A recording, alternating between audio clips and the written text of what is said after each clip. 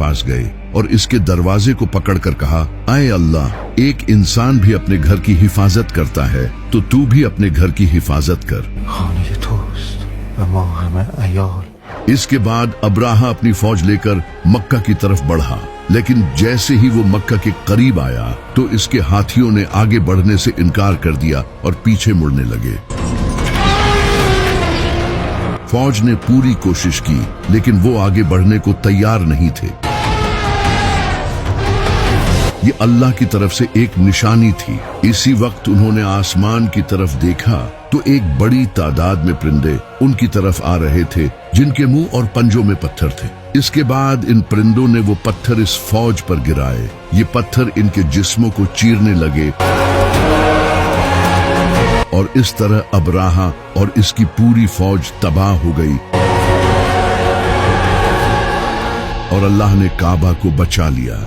इस वक्त तक हजरत इब्राहिम अलैहिस्सलाम के काबा को तामीर किए 2000 साल हो चुके थे और फ्लड्स और बारिशों की वजह से काबा की दीवारें कमजोर हो चुकी थी। इसी वक्त मक्का में एक बड़ा फ्लड आया जिसने काबा की दीवारों को काफी नुकसान पहुंचाया। तभी मक्का में कुरैश ने ये फैसला किया कि वो काबा को तोड़कर इसे दोबारा से तामीर करेंगे। कुरैश के लीडर्स ने ये फैसला किया, काबा को दोबारा तामीर करने के लिए जो पैसा लगेगा वो हलाल होना चाहिए। जिसके बाद कुरैश ने मिलकर काबा को दोबारा तामीर करना शुरू किया। शुरू में तो कोई भी अल्लाह के डर से काबे की दीवार गिराने के लिए तैयार नहीं था, लेकिन फिर हजरत खालिद बिन वलीद रजी अल्लाह तआला अन्हु के बाप ने आगे बढ़कर काबे की दीवार को गिराना शुरू किया, जिसे देखकर बाकी लोग भी इनके साथ शुरू हो गए। उन्होंने काबा की लंबाई को रेक्टेंगुलर शेप से कम करके स्क्वायर शेप में बनाया, क्योंकि इनके पास पैसे कम थे, और इसकी हाइट को भी 9 हाथ से 18 हाथ ऊंचा कर दिया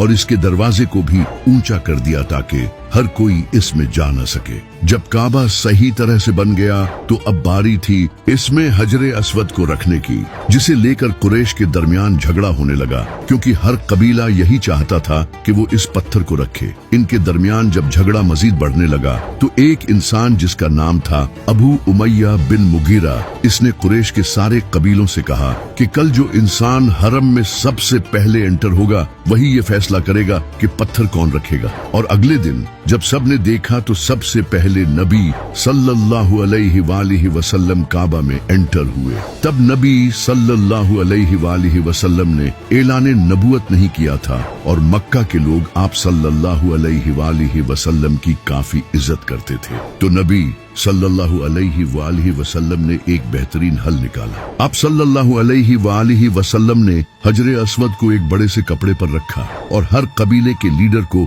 इस कपड़े को उठाने का कहा। जब सारे कबीलों के लीडर्स इस पत्थर को उठाकर काबा के पास ले गए तो आप सल्लल्लाहु अलैहि वसल्लम ने इसे अपने हाथों से उठाकर अपनी जगह रखा। ये देखकर कुरैश के सारे लोग बड़े खुश हुए और इस तरह काबा को दोबारा तामीर किया गया। फिर इसी काबा में एक दिन एक अजीम इंसान का जन्म हुआ जिसका नाम था अली इब्ने अबी तालिब।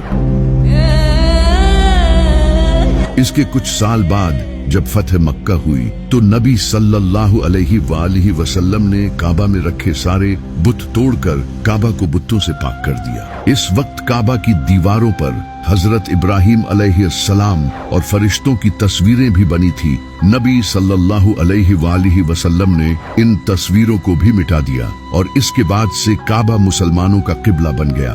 नबी सल्लल्लाहु अलैहि वसल्लम पहले मस्जिद अक्सा की तरफ मुंह करके नमाज पढ़ते थे, लेकिन एक दिन अल्लाह ने आप सल्लल्लाहु अलैहि वसल्लम को हुक्म दिया और आप सल्लल्लाहु अलैहि वसल्लम ने इसके बाद से काबा की तरफ मुंह करके नमाज पढ़ना शुरू की। 683 ईस्वी में जब अब्दुल्लाह बिन जुबैर रजी अल्लाह तआला अन्हु ने खुद को मक्का का खलीफा डिक्लेयर कर दिया